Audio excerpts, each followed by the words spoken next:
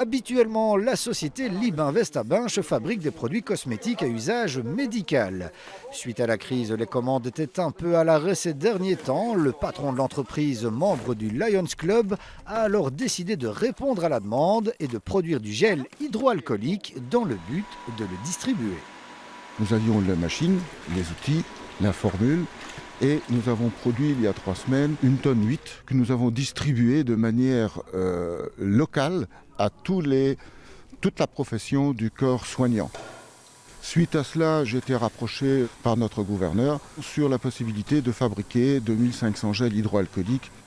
Là, on a eu vraiment l'opportunité d'agir et de faire quelque chose qui n'a rien à voir avec le commerce.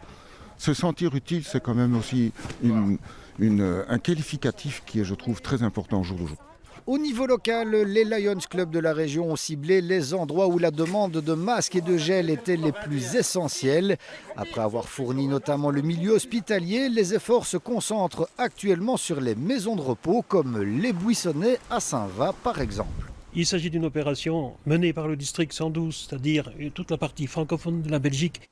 Et donc aujourd'hui, nous sommes les chevilles ouvrières. Nous venons simplement apporter ces dons pour des gens qui sont vraiment dans le besoin.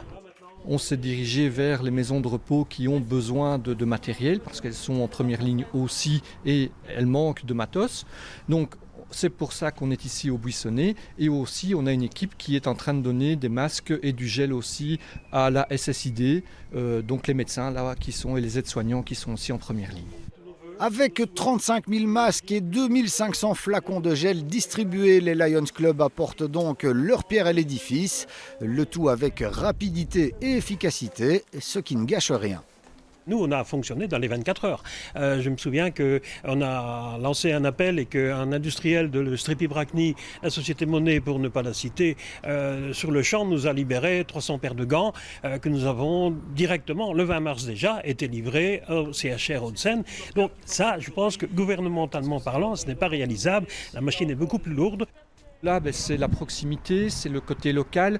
Ce sont toutes des personnes du cru qui se mettent qui font jouer leur réseau et qui, comme l'a dit Jacques, permettent de réagir très vite dans les 24 heures et même parfois plus vite pour pouvoir survenir et aider les gens qui sont dans le besoin tout de suite. Et les Lions Club ne comptent pas s'arrêter là. De nouveaux masques ainsi que des tabliers seront encore distribués très prochainement.